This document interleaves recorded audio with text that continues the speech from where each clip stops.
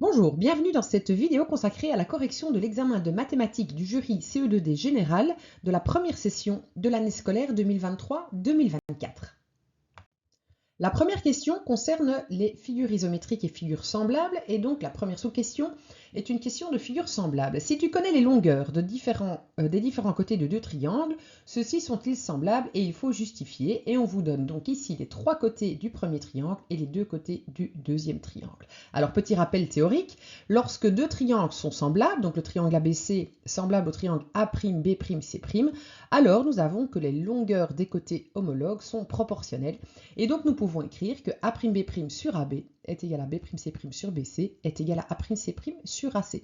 Et donc c'est cette égalité de rapport entre les longueurs de côtés homologues que nous devons vérifier. Alors pour ça, il nous faut savoir parmi les côtés qui nous sont proposés ici, qui est l'homologue de qui? Alors un petit truc, classer les trois côtés du premier triangle par ordre croissant, classer les trois côtés du deuxième triangle par ordre croissant également, et vous en faites des fractions. Et maintenant, il s'agit de vérifier si ces fractions sont égales, si les rapports sont égaux. Eh bien, une simple simplification de fractions va nous permettre de nous rendre compte que ces trois fractions sont égales à 3 demi, et donc elles sont bien égales, et cette égalité nous permet de conclure que les deux triangles sont semblables.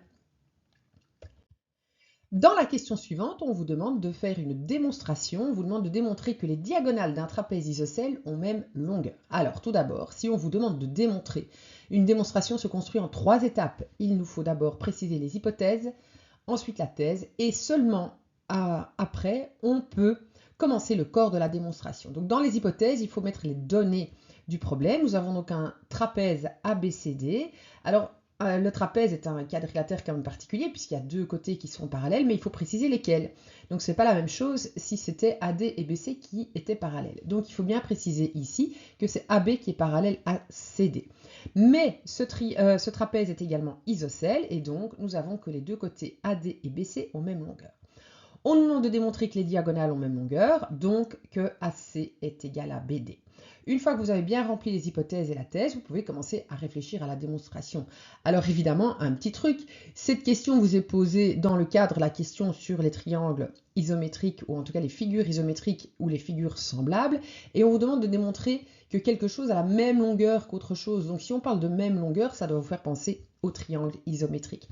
Donc ce que je vais essayer de faire, c'est trouver deux triangles qui potentiellement pourraient être isométriques, mais deux triangles dont un triangle possède comme côté le côté AC et l'autre le côté BD. Et si j'arrive à prouver que ces triangles sont isométriques, eh bien j'arriverai peut-être à prouver que ces côtés sont égaux. Donc par exemple, je vais considérer le triangle ACD ici que j'indique en bleu, qui comprend donc bien la diagonale AC comme côté, et je vais considérer le triangle BCD ici en rouge, qui contient bien la diagonale BD ici comme côté. Alors, je vais démontrer que ces deux triangles sont isométriques, et pour démontrer que les deux triangles sont isométriques, je dois utiliser un des cas d'isométrie que je vous rappelle ici, il y en a 3, et qui sont symbolisés par des abréviations, CCC, CAC et ACA, C voulant dire côté et A voulant dire angle. Donc vous devez démontrer une de ces 3 configurations-là pour pouvoir démontrer que les triangles sont semblables. Donc ils sont semblables, pourquoi? Eh bien premièrement, parce que le côté AD ici du triangle bleu est égal au côté BC du triangle rouge, simplement par hypothèse, puisque notre trapèze est isocèle. Deuxième chose, le côté CD ici du triangle bleu, eh bien c'est égal au côté CD du triangle rouge, puisqu'il s'agit du même côté. Donc cette égalité-là est également vérifiée sans aucun problème. Ensuite, le triangle ADC ici dans le triangle bleu est égal au triangle BCD ici dans le triangle rouge, puisque nous avons un trapèze isocèle, et donc dans un trapèze isocèle, nous avons donc les angles qui sont donc images l'un de l'autre par une symétrie orthogonale, et donc qui ont même amplitude. À partir de ce moment-là, nous avons donc bien une configuration CAC, c'est-à-dire deux côtés de même longueur et l'angle compris entre ces deux côtés de même amplitude que chaque fois leur homologue, et donc mes deux triangles sont isométriques. Et s'ils sont isométriques, eh bien alors le troisième côté, dont je n'ai pas encore parlé ici, sera égal à son homologue, et donc AC égale BD, CQFD. Question suivante concerne les triangles rectangles. Alors, rien qu'un premier coup d'œil là, on voit les triangles, plusieurs triangles rectangles et des longueurs. On se doute bien qu'il va falloir utiliser le théorème de Pythagore. Donc le voici. L'hypoténuse, la longueur de l'hypoténuse au carré est égale à la somme des carrés des longueurs des côtés de l'angle droit, donc théorème que vous connaissez bien. Nous allons l'appliquer ici dans le petit triangle bleu. Ça va nous permettre de calculer AH ici, donc par cette formule-ci, donc AH au carré, ce sera donc l'hypoténuse au carré, c'est-à-dire AB carré, moins l'autre côté de l'angle droit au carré, c'est-à-dire BH carré. Je remplace par les valeurs numériques et je trouve AH qui vaut 9,2 cm. Une fois que je connais cette longueur AH, je peux considérer le triangle vert qui est là et je vais pouvoir calculer AC grâce au théorème de Pythagore à nouveau. Donc AC étant l'hypoténuse, son carré sera égal à la somme des carrés des longueurs de l'angle droit, donc le AH que je viens de calculer et le HC ici qui est donné dans l'énoncé. Un rapide calcul à la calculatrice me permet de trouver 17,6 cm. Et une fois que j'ai ces deux données-là, AH et AC, je vais pouvoir répondre à la question, qui est donc de calculer l'aire et le périmètre du triangle. Alors pour calculer l'aire, je vais utiliser la formule base fois hauteur sur 2, donc la base BC, qui vaut donc 6,9 plus 15, fois la hauteur AH que j'ai calculée donc ici, divisé par 2, et j'obtiens 100,74 cm². Pour le périmètre, je dois simplement additionner les trois côtés, AB qui était donné dans l'énoncé, BC qui est donné aussi en faisant 6,9 plus 15, et le AC que j'ai calculé ici, et j'obtiens 51 cm.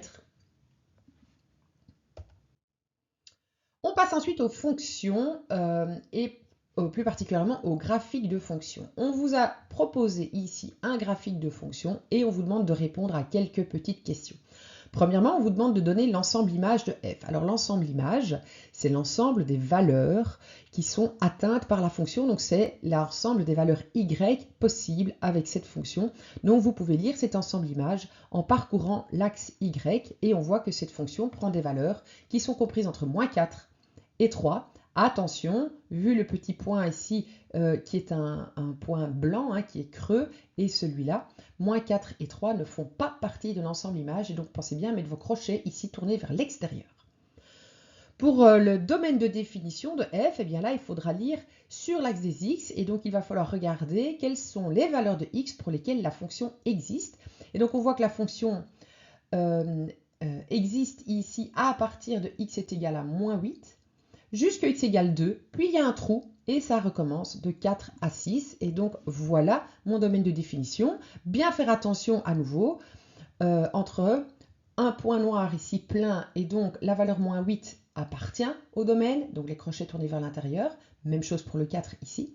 Par contre, ici, le point blanc, là et là, ce qui veut dire que le 2, x égale 2 et x égale 6 n'appartiennent pas au domaine, et je ne les ai donc pas inclus dans mes crochets. Les crochets sont tournés vers l'extérieur. On demande les racines de cette fonction. Mais donc les racines, les zéros, c'est là où la fonction coupe l'axe des x. Et donc nous en avons deux, en -6 et en 5. Et on me demande l'ordonnée à l'origine, c'est-à-dire là où la fonction coupe l'axe des y. Et donc c'est ici en -3. Et donc l'ordonnée à l'origine, c'est -3. Et puis on vous demande de compléter un tableau de signes de la fonction et un tableau de variation. Alors la première chose à faire dans ce tableau de signes, c'est d'indiquer les limites du domaine. Donc, puisque la fonction n'existe que pour ces valeurs-là de x, il est inutile d'aller remplir des signes ou des variations là où la fonction n'existe pas.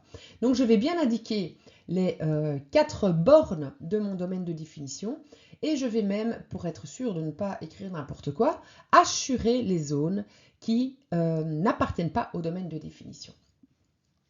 Alors, lorsque je dois remplir là un tableau de signes, je dois donc dire là où la fonction est positive et négative, et je dois bien évidemment indiquer là où elle est nulle. Donc je vais indiquer dans ce tableau également les racines -6 et 5.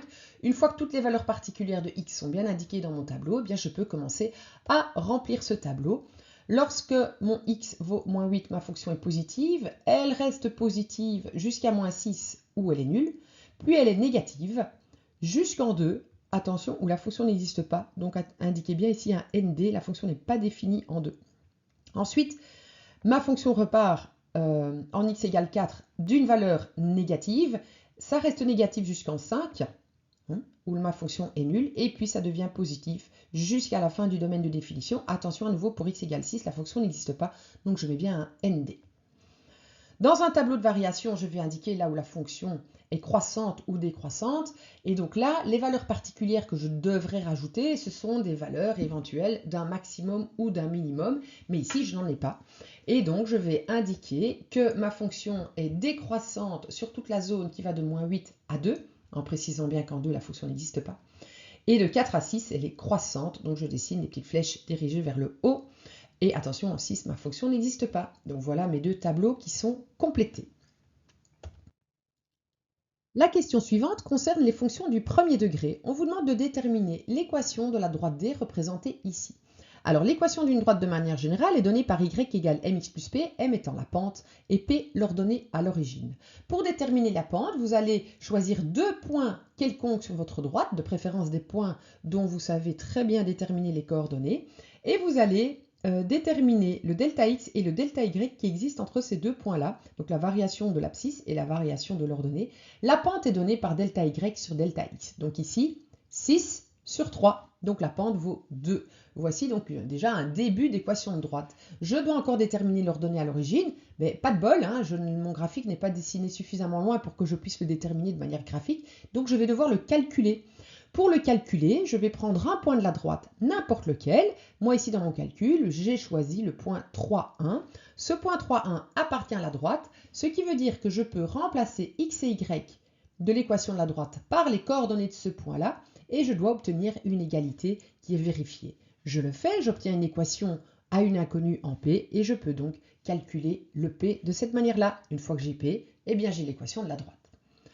Deuxième sous-question, on demande de déterminer l'équation cartésienne d'une droite D' qui passe par un point donné et qui est parallèle à une droite dont on donne l'équation.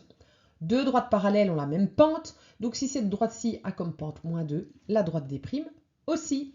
Comme tout à l'heure, je dois encore déterminer le P, et je vais le faire à l'aide d'un point de la droite, un point que je connais, il est ici, on me l'a donné. Le point 1, 3 appartient à D', donc je remplace x et y dans l'équation de D' par 1 et 3, et je peux calculer le P qui est là, P égale 5, et donc j'ai mon équation de la droite D'. Et enfin, on me demande de calculer le point d'intersection des droites D et D'. Calculer un point d'intersection entre deux courbes, que ce soit des droites ou des courbes plus complexes, c'est toujours le même principe, il faut résoudre un système d'équations où on met les équations de chacune des courbes, donc ici de chacune des droites. Et il faut résoudre ce système. Donc, puisque y est égal à 2x moins 5, mais aussi à moins 2x plus 5, je peux écrire que 2x moins 5 doit être égal à moins 2x plus 5, ce qui me permet de calculer une valeur de x. Une fois que j'ai cette valeur de x, je reviens à mon système d'équations et je vais utiliser cette valeur 2,5 que je vais introduire dans l'une ou l'autre des deux équations pour calculer le y. Bien évidemment, les deux équations doivent vous donner la même valeur de y. Et j'obtiens ici y est égal à 0. Alors, s'il vous reste du temps pendant l'examen, rien ne vous empêche ici de faire une petite vérification, c'est-à-dire de tracer la droite D' sur votre graphique et de vérifier le point d'intersection des deux droites, vérifier si ce point correspond bien aux coordonnées que vous venez de calculer, et c'est bien le cas. Donc, voici une petite preuve qu'on ne s'est pas trompé. Alors, toujours dans les fonctions du premier degré, un petit problème. Philippe a obtenu 16 et 11 sur 20 aux deux premiers contrôles de mathématiques.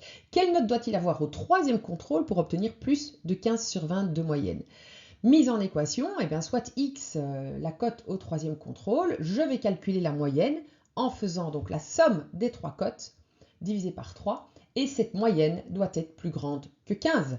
Donc une fois que vous avez ça, vous n'avez plus qu'à résoudre. Vous pouvez donc multiplier les deux membres de votre équation par 3, sans aucun problème, puisque 3 est un nombre positif. Et ensuite, vous pouvez donc isoler le x en faisant passer 16 et 11 de l'autre côté, et vous obtenez que x doit être plus grand que 18. On vous demande ici la solution du problème, et donc vous répondez par une phrase que Philippe doit obtenir plus de 18 sur 20 pour que sa moyenne soit supérieure à 15. On passe aux outils algébriques. On vous demande de simplifier au maximum des fractions algébriques. Alors pour simplifier des fractions algébriques, vous devez factoriser le numérateur et factoriser le dénominateur. Donc à vous de bien maîtriser vos techniques de factorisation. Vous pouvez d'ailleurs trouver des vidéos sur ces techniques-là dans ma chaîne YouTube. Alors, dans la première fraction, vous avez ici un produit remarquable et donc vous pouvez tout de suite détecter le x plus 2y au carré.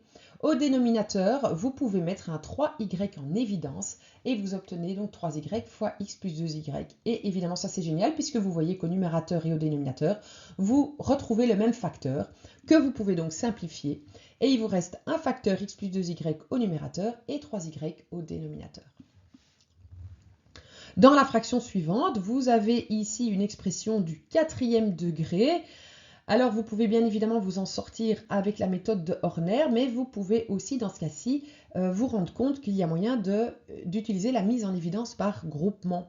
Donc, je vais mettre en évidence deux termes par deux termes. Donc ici, je vais mettre x en évidence. Ça va me donner x fois x cube plus 2. Et ici, je vais mettre un moins 3 en évidence et ça va aussi me donner x cube plus 2. Et donc, c'est ça le secret de la mise en évidence par groupement, c'est d'obtenir dans les deux demi-mises en évidence un même facteur. Au dénominateur, j'ai une petite mise en évidence de base, je mets un 2 en évidence et j'ai x moins 3. Au numérateur, je continue, je vais mettre mon x cube plus 2 en évidence et il va rester x moins 3. X moins 3 qui va pouvoir se simplifier avec le dénominateur. Et voici la simplification de la fraction. On demande ensuite de résoudre un système d'équations à deux inconnus. Alors, il y a plusieurs techniques pour résoudre ce système. Dans ce cas-ci, je trouve que c'est assez facile d'isoler le x dans la première équation, puisqu'il y a un coefficient qui est égal à 1. Donc, je vais avoir x qui est égal à 11 moins 2y. Et ensuite, je vais pouvoir utiliser l'expression ici à la place de x dans la deuxième équation. Donc, je vais remplacer x par 11 moins 2y.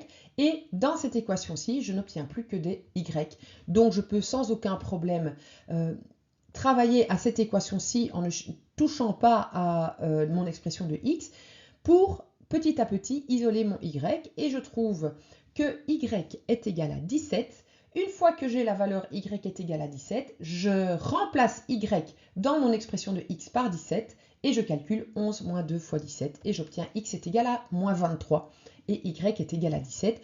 Je n'oublie pas de bien écrire la solution de mon système de deux équations. Bien sûr, si vous avez le temps, vérifiez en remplaçant x par moins 23 et y par 17 dans les deux équations et en vérifiant bien que vous obtenez ici 0. Ensuite, une petite équation fractionnaire à résoudre. Attention, n'oubliez pas que dans une équation fractionnaire, il faut poser des conditions d'existence. Donc, vos dénominateurs doivent être différents de 0 et donc vous obtenez que x doit être différent de 0 et x différent de moins 1. Une fois que ces conditions d'existence sont posées, vous pouvez résoudre votre équation et vous ne viendrez vérifier vos conditions qu'à la fin, lorsque vous aurez trouvé les solutions. Donc, on va réduire au même dénominateur. La première fraction est multipliée par x plus 1. Donc le numérateur ici devient x plus 1.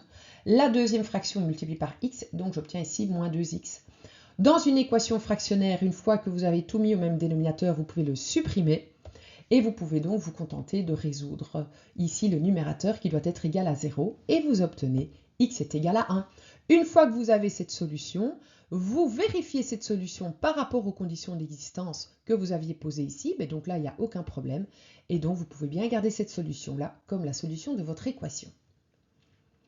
Et puis, on vous demande d'écrire un nombre sous forme de notation scientifique. On vous parle ici de la théorie du Big Bang qui se serait produit donc il y a 15 milliards d'années. Et on vous demande d'exprimer ce nombre en notation scientifique. Donc, 15 milliards d'années, 1 milliard, c'est 10 exposant 9. Et 15 fois 10 exposant 9, eh bien, ce n'est pas de la notation scientifique. Pour avoir une notation scientifique, vous devez ici avoir un nombre qui est plus petit que 10. Donc compris entre 1 et 10. Et donc vous devez transformer ce 15 en 1,5 et par conséquent, votre 10 exposant 9 devient un 10 exposant 10. On passe aux statistiques. On vous donne des résultats d'une enquête qui concerne l'âge des personnes ainsi que leurs loisirs et on a donc testé une population de 15 personnes. Vous avez donc deux variables statistiques, deux caractères, l'âge et le loisir préféré ou le loisir de la personne. On vous demande tout d'abord pour le caractère âge, donc pour cette première ligne, quel est le type de variable. Alors, petit rappel, dans les variables statistiques, vous en avez deux sortes, les variables qualitatives et les variables quantitatives. En gros, quantitatives, ce sont des nombres, et qualitatives, eh bien, c'est une qualité ou une description, donc voilà, donc quelque chose qui n'est pas nécessairement numérique. Dans les variables quantitatives, vous en avez des discrètes, c'est-à-dire des variables qui ne peuvent prendre qu'un certain nombre de valeurs et pas d'autres, et des variables continues qui peuvent donc prendre une infinité de valeurs. Dans le cas de l'âge, ici, eh bien, si on compte l'âge en années rondes sans tenir compte des virgules, on peut considérer qu'il s'agit d'une quantitative discrète, puisqu'il s'agit bien d'un nombre qui ne peut prendre que des valeurs entières. On vous demande de calculer la moyenne. Donc pour calculer la moyenne, vous allez faire la somme de toute cette ligne et la diviser par 15. Et ça me donne donc 36,3 ans. On vous demande de déterminer la médiane. Pour déterminer la médiane, il est très important de classer ces différents résultats par ordre croissant. Donc je l'ai fait ici. Et la médiane sera la valeur du milieu de l'effectif. Donc dans ce cas-ci, la 8e valeur. Donc la médiane, c'est 30. Pour déterminer les quartiles, eh ben c'est un petit peu la même chose, sauf que vous n'allez pas simplement diviser votre échantillon, ici votre population, pardon, en 2 parties, mais en 4. Et donc, vous allez rajouter ici, pour la première moitié de votre population, bien le quartile numéro 1, et enfin ici le 3e quartile, et donc les quartiles sont 26, 30 et 50. Ensuite, il y avait encore 2 questions, déterminer le mode. Le mode, c'est très facile, c'est la valeur qui apparaît le plus souvent, et c'est donc ici 30. Et enfin, calculer la variance et l'écart type. Donc, petit rappel de la formule de la variance. Pour calculer la variance, eh bien, vous devez appliquer cette formule-ci. Et ben, nous allons tout simplement le faire. Hein. Donc, ce que je vais faire, c'est que je vais faire la somme de tous les x au carré. Donc, tout cela, je les mets chacun au carré, je les additionne. Ça me donne 23 625. Je divise par 15 et je vais soustraire ma moyenne ici au carré. Alors faites bien attention, cette moyenne elle était arrondie. Hein. Moi je trouve assez important de ne jamais faire de calcul avec des valeurs arrondies, sinon on amplifie les erreurs d'arrondi. Donc n'hésitez pas avec votre calculatrice de reprendre cette fraction dans ce calcul-ci pour obtenir la variance avec les bonnes décimales sans erreur d'arrondi trop amplifiée. Donc voici la variance. Et pour trouver l'écart type, je prends tout simplement la racine carrée de la variance. Et j'obtiens ici un écart type de 16. Je continue toujours avec cette même question, ce même énoncé. Maintenant, on va parler du caractère loisir. Donc, je vous rappelle les différents types de variables statistiques puisqu'on me demande de déterminer le type de variable pour le loisir. Alors, cette fois-ci, il s'agit bien d'une variable qualitative, hein, puisqu'il ne s'agit pas de nombre. Et dans les variables qualitatives, nous en avons 2 types, des nominales et des ordinales. Donc ici, on donne un ordre, un classement, tandis qu'ici, c'est juste un nom, une description. Et donc, on est bien dans ce cadre-là, c'est la qualitative normale. On vous demande de déterminer le mode, c'est-à-dire la valeur qui apparaît le plus souvent. Eh bien ici, il y en a 3 qui apparaissent avec la même fréquence. C'est la variable sport, cinéma et théâtre qui apparaissent chacune 4 fois. Donc nous avons 3 modes ex aequo en quelque sorte. Puis on vous demande de tracer le diagramme en bâton. Dans ce diagramme, 2 axes. Un axe qui va vous donner donc les valeurs de la variable, ici la variable que j'ai appelée loisir, et un axe vertical où on va indiquer les effectifs, c'est-à-dire le nombre de fois que la variable apparaît. Je vais mettre sur l'axe horizontal, il y a les différentes valeurs de ma variable loisir, et je vais graduer mon axe vertical pour les effectifs, donc ici une unité, et à partir de là, je peux dessiner mes bâtons, mes bâtonnets, soit un trait, soit un rectangle tout fin. Et donc, vous avez vos 3 valeurs ici qui ont un effectif 4 et la variable lecture qui n'a qu'un effectif 3. Et donc, sur ce graphique-là, vous voyez bien ici les 3 modes qui sont les 3 valeurs qui apparaissent le plus souvent. Alors, fini les statistiques, on passe à la géométrie dans l'espace. Et nous allons donc tout d'abord considérer ici un cube dans lequel nous avons placé 3 points et on vous précise ici où se trouvent les points. Donc les points sont dessinés chaque fois sur les arêtes en question. Donc P est sur l'arête AD, Q est sur l'arête AE et R est sur l'arête BF ici. On vous dit, les droites FQ et AB sont séquentes. Est-ce une réalité ou une illusion? Expliquez. Alors pour pouvoir comprendre cette question, il faut se rappeler que dans l'espace en 3 dimensions, 2 droites peuvent avoir plusieurs types de positions. Alors, soit elles sont dans le même plan, c'est-à-dire qu'elles sont coplanaires, soit elles ne le sont pas. Ça, c'est la première distinction. Lorsqu'elles sont dans le même plan, les 2 droites peuvent soit être parallèles, c'est-à-dire qu'elles ne se coupent pas, soit elles sont séquentes et elles se coupent. Par contre, lorsqu'elles ne sont pas coplanaires, elles ne se coupent jamais, elles sont ce qu'on appelle gauche. Donc deux droites gauche, ce sont deux droites qui ne sont pas dans le même plan. La difficulté ici, c'est que nous travaillons dans l'espace, mais que nous faisons un dessin en 2 dimensions. Et donc lorsqu'on utilise la perspective cavalière qui est utilisée ici, nous allons avoir le problème suivant, c'est que les droites sécantes et les droites gauches vont toutes les deux dans les deux cas être sécantes dans notre représentation en 2D. Et donc, il est important de bien faire la distinction entre deux droites sécantes et deux droites gauches dans une perspective cavalière. Alors, regardons donc plus en détail les droites FQ et AB. Je les dessine. FQ et AB, je les trace, je les prolonge et effectivement, sur mon dessin, elles se coupent. Mais se coupent-elles réellement? Eh bien, elles ne peuvent se couper réellement que si elles sont coplanaires, c'est-à-dire si elles sont dans le même plan. Alors, les deux droites AB et QF se trouvent toutes les deux dans la face avant du cube, donc dans la face ABEF, et donc elles sont réellement séquentes puisqu'elles sont dans le même plan. Par contre, on me pose la même question pour les droites PQ et EF que je dessine de la même façon sur mon dessin. Et donc vous voyez que ici sur mon dessin, elles se coupent, elles sont séquentes sur mon dessin, mais sont-elles vraiment séquentes? Et bien pour ça, vous devez aller analyser si ces deux droites sont dans le même plan. Alors la droite PQ, eh bien, elle se trouve dans la face de gauche de mon plan, dans la face ADHE. Tandis que la droite EF se trouve, ben là vous avez le choix, soit dans la face avant, soit dans la face du dessous. En tout cas pas dans la face de gauche. Et donc ces deux droites n'appartiennent pas au même plan, elles ne sont donc pas réellement séquentes, elles sont gauches. Dans la deuxième partie de la question, on vous demande de faire une petite construction, et donc je reprends le dessin ici un petit peu plus grand pour qu'on voit bien. On vous demande de construire le point de percée de la droite PQ dans le plan EFGH. Alors tout d'abord, traçons PQ pour bien visualiser, et on vous demande où cette droite vient couper le plan EFGH, c'est-à-dire le plan de la base du cube, le plan horizontal ici en dessous.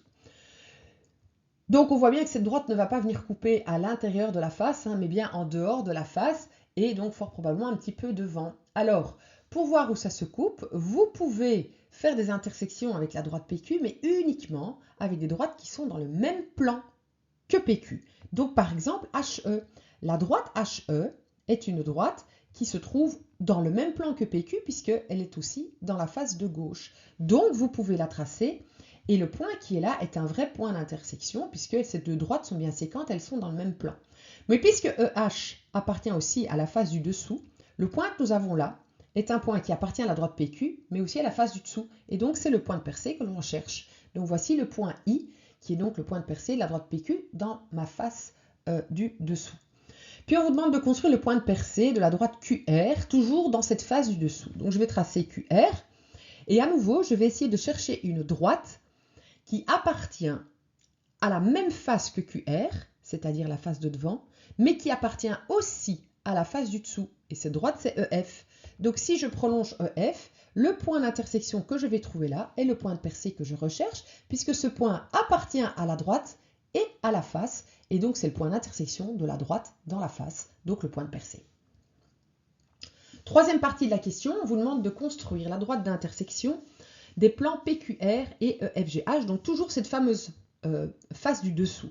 Mais cette fois-ci, nous allons considérer un plan, le plan PQR, donc c'est-à-dire le plan qui est formé par les droites PQ et les droites QR. Et je veux trouver l'intersection de ce plan dans la face EFGH.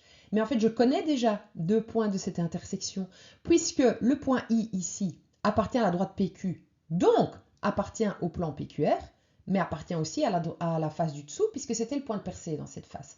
Donc ce point I appartient à l'intersection des deux plans. De même que le point J, avec exactement le même raisonnement. Ce qui veut dire que ces deux points I et J appartiennent à l'intersection des deux plans, et l'intersection de deux plans, c'est une droite. Donc si j'ai deux points qui appartiennent à cette droite, eh bien j'ai la droite. Il suffit donc tout simplement de relier I et J. Trigonométrie maintenant, on vous demande de calculer la longueur AB dans le triangle qui est donné. Alors petit rappel de théorie, nous avons la loi des sinus qui vous est donnée là. Donc un côté divisé par le sinus de l'angle opposé est égal à un autre côté divisé par le sinus de l'angle opposé, etc. pour les trois côtés.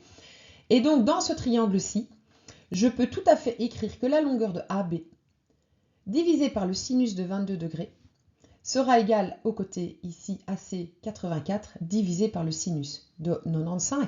Et donc vous pouvez très facilement calculer AB avec votre calculatrice et vous trouvez 31,59 mètres.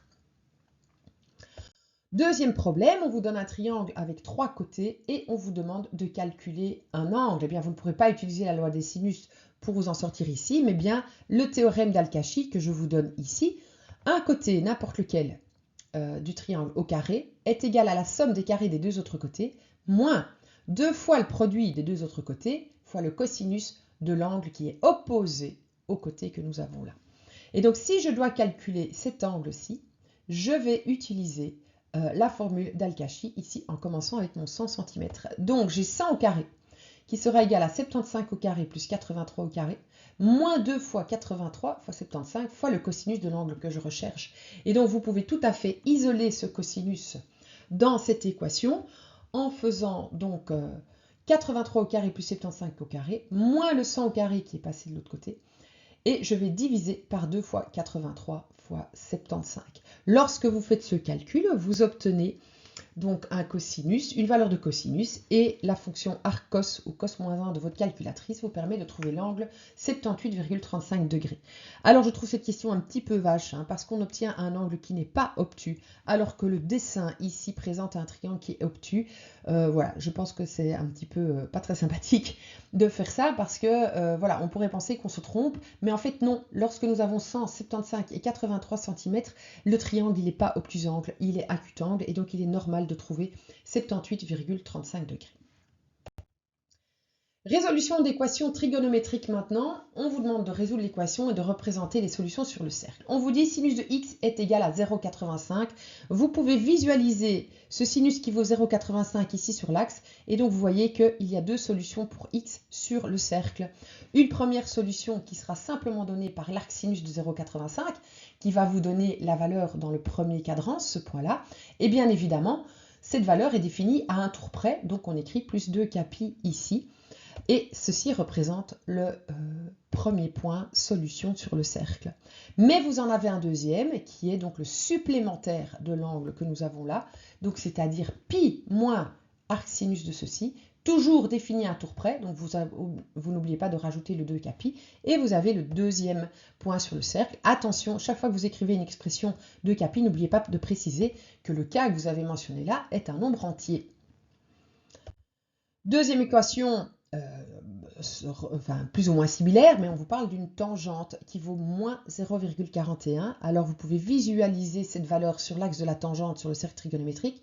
Donc ici vous avez 0, là vous avez moins 1, donc 0,41 est plus ou moins ici. Et donc les deux angles, dont les deux points sur le cercle dont la tangente vaut moins 0,41, eh bien, sont donnés ici par ce diamètre. Donc nous avons que x doit être égal à l'arc tangente de moins 0,41, mais cette fois-ci, vous ne mettez pas plus 2 capi puisque vous avez en fait un demi-tour d'écart entre les deux points. Et donc, vous pouvez écrire en une fois plus capi. Ceci veut dire à un demi-tour près, toujours avec k appartenant à z.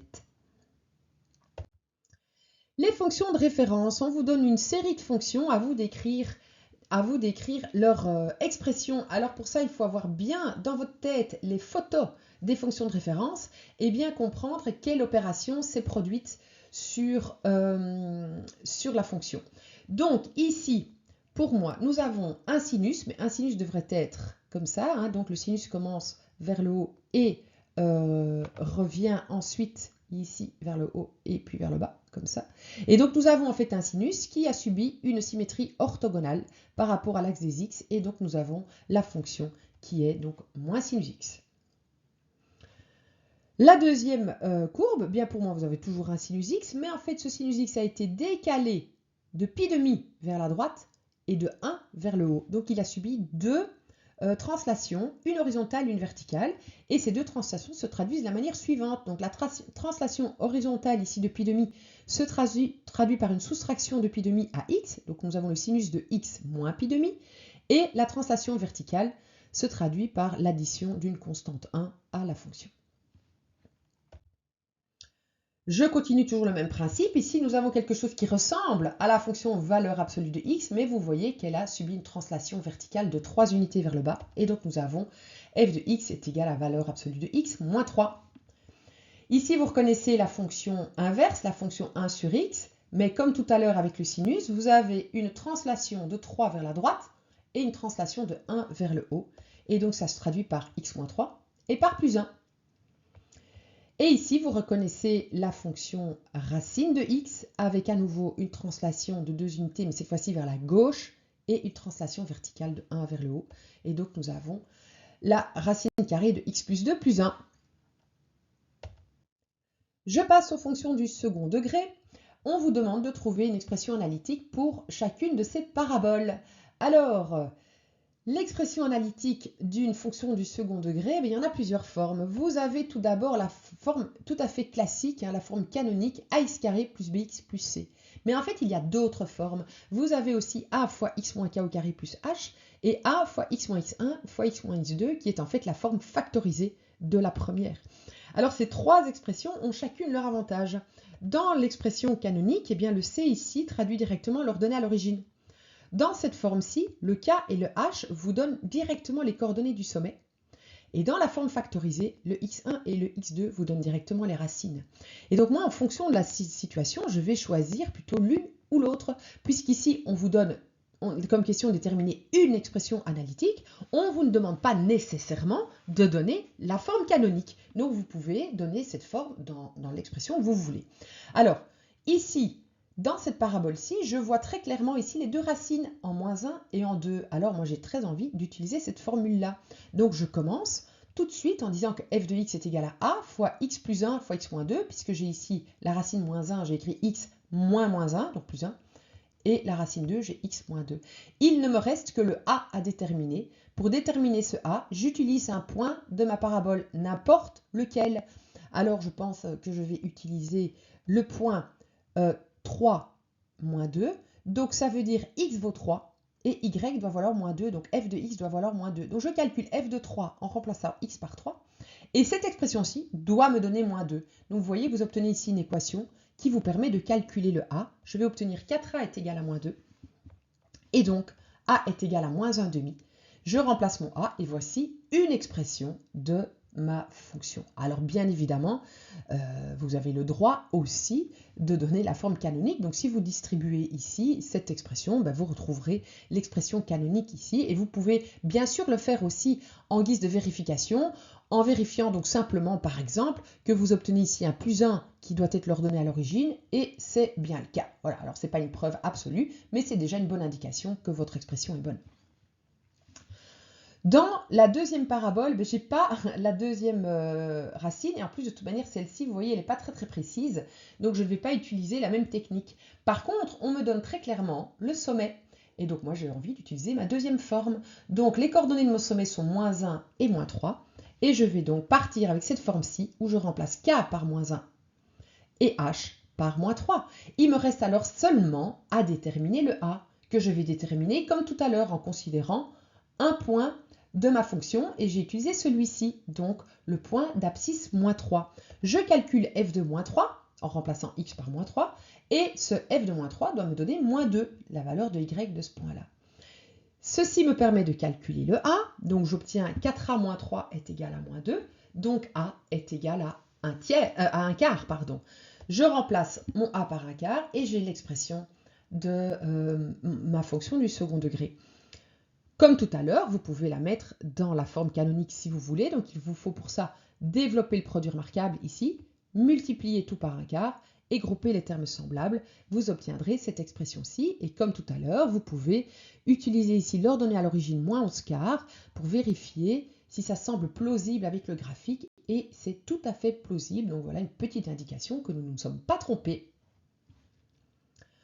On continue avec le second degré et avec une petite inéquation fractionnaire. Alors comme tout à l'heure, je vous ai dit équation fractionnaire ou inéquation fractionnaire, je dois poser des conditions d'existence. Donc mon dénominateur x carré moins 6x doit être différent de 0, je le factorise et ça va me donner que x doit être différent de 0 et x différent de 6. Une fois que ces conditions d'existence sont posées, je peux me lancer dans la résolution de l'inéquation. Alors j'ai ici une inéquation où j'ai du second degré au-dessus, du second degré en dessous. Je vais donc faire un tableau de signes. Pour faire un tableau de signes, j'ai besoin de connaître toutes les racines de mon numérateur et de mon dénominateur. Les racines de mon dénominateur, je les ai déjà dans les conditions d'existence. Il faut donc que je trouve les racines de mon numérateur. que vous pouvez trouver, donc par exemple méthode classique par la méthode de delta. Donc je calcule le delta de mon expression ici du second degré, je trouve 225 et je me réjouis puisque c'est un carré parfait. Et je peux donc calculer x en faisant donc moins b, c'est-à-dire 13, plus ou moins la racine de mon delta, c'est-à-dire ici plus ou moins 15, divisé par 2a, c'est-à-dire divisé par 4. Ça va me donner comme solution soit moins 1,5, soit 7. Je peux donc construire mon tableau de signes avec les deux valeurs que j'ai ici et les deux valeurs que j'ai là, que je classe bien par ordre croissant, sinon ça ne marche pas. Et je vais écrire sur une première ligne mon numérateur, qui est du second degré, et je vais faire son étude de signes. Alors, une expression du second degré est toujours du même signe que A, donc toujours du même signe que A ici 2, donc toujours positif, sauf entre les racines où c'est le signe contraire. Donc je place mes racines en moins 1,5 et 7, et je mets des plus à l'extérieur de mes racines et un moins à l'intérieur de mes racines.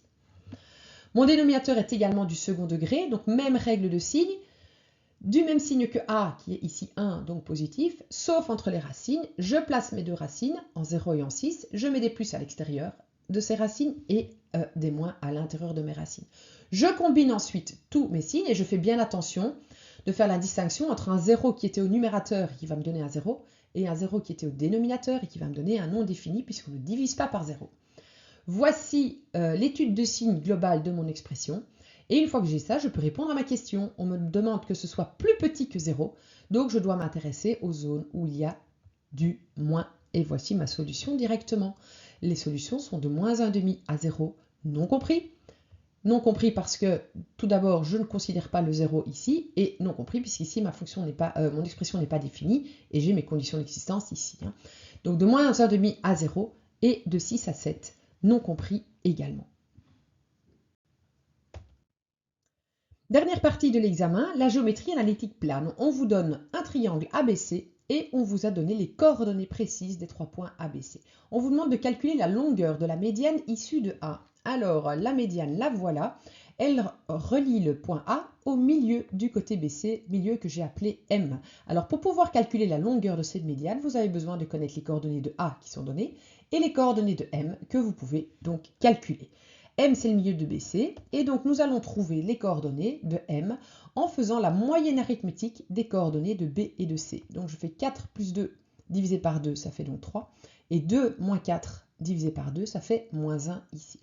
Une fois que vous avez ces coordonnées, eh bien vous pouvez appliquer la formule de la distance entre deux points que je vous rappelle ici, puisque vous connaissez les coordonnées des deux points. Donc la longueur de AM sera donnée par le x de M, ici 3, moins le x de A, 0, au carré, plus le y de M, moins 1, moins le y de 4, moins 4, le tout donc au carré. Vous faites le calcul et vous obtenez donc la racine carrée de 9 plus 25, c'est-à-dire la racine carrée de 34. Deuxième partie de la question, on vous demande de déterminer l'équation de la hauteur issue de B. Donc là, voici la hauteur, elle est donc perpendiculaire au côté AC, et j'appelle le pied de la hauteur H, simplement pour pouvoir lui donner un nom. Puisque la droite ici, elle est perpendiculaire, je vais pouvoir trouver son équation grâce à la pente de AC. Donc je peux calculer la pente de AC grâce à la formule de la pente ici, donc la différence de Y sur la différence de X. Je connais A, je connais C, et donc je peux calculer la pente de AC en faisant donc le y de C moins 4 moins le y de A 4 sur le x de C 2 moins le x de A 0. Je calcule, ça me fait moins 4. La pente de BH sera alors l'opposé de l'inverse de ce nombre-là, c'est-à-dire un quart, puisque deux droites perpendiculaires ont leur pente telle que leur produit vaut moins 1. Une fois que je connais la pente, eh bien je peux déjà presque écrire entièrement l'équation de la droite. Il me manque l'ordonnée à l'origine. Alors évidemment, vous pouvez aussi dessiner très précisément ici, prolonger et voir que l'ordonnée à l'origine fait 1, mais bon, vous n'êtes jamais à l'abri d'une erreur ou en tout cas d'une imprécision de dessin. Donc on préfère quand même la version où on calcule la valeur de P plutôt que de la détecter sur le graphique. Vous allez prendre un point que vous connaissez de BH, et bien c'est le point B, dont vous avez les coordonnées, et donc vous remplacez le X et le Y par les coordonnées de B. Donc x est égal à 4, y est égal à 2, et ça vous permet de calculer le p, et vous trouvez que p est égal à 1, ça se voyait sur le graphique, et voici l'équation de ma hauteur.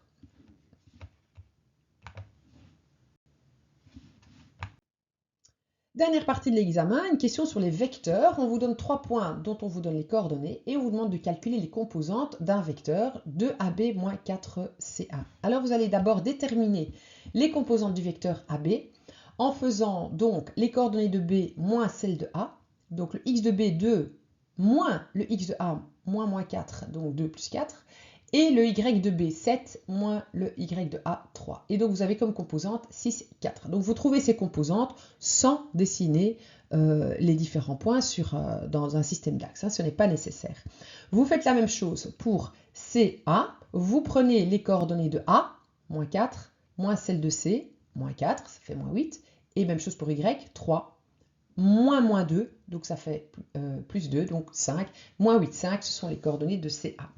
Si vous devez faire 2AB moins 4CA, eh bien vous allez faire 2 fois ces composantes-là, moins 4 fois celle-ci, et vous appliquez cette opération au X et au Y. Donc 2 fois 6, 12, moins 4 fois moins 8, donc moins 32 plus 32, ça fait 44. Et puis 2 fois 4, 8, moins 4 fois 5, moins 20, et j'obtiens moins 12. Et voilà donc la réponse à la question. Et puis on vous demande de calculer les coordonnées du point P tel que ABPC soit un parallélogramme. Alors pour que ABPC soit un parallélogramme, on peut s'en sortir très facilement sans dessin, simplement en réfléchissant sur les vecteurs. Pour que ABPC soit un parallélogramme, il faut que le vecteur AB soit égal au vecteur CP. Donc faites bien attention à l'orientation de vecteur. Et le vecteur AB, on connaît ses composantes, c'est 6, 4. Donc, les composantes du vecteur CP, le P on ne le connaît pas, hein, donc je vous rappelle, on doit déterminer les coordonnées. Ben, ce sera XP moins 4, le X de C, et YP moins 2, le Y de C. Et ces composantes-là doivent être égales à celles de AB, c'est-à-dire 6, 4. Et donc on trouve automatiquement que le point P doit avoir comme coordonnées 10, 2, pour pouvoir respecter cette égalité de composantes. Donc voilà, nous voilà arrivés au bout de l'examen. Bravo à vous si vous avez suivi l'entièreté de cette longue vidéo. Je vous souhaite beaucoup de courage dans votre travail et beaucoup de chance à l'examen. N'hésitez pas à vous abonner, à regarder également d'autres corrections d'examen que j'ai publiées, à faire des rappels de théorie aussi avec les vidéos que vous pouvez trouver sur ma chaîne YouTube. Et à très bientôt dans d'autres vidéos.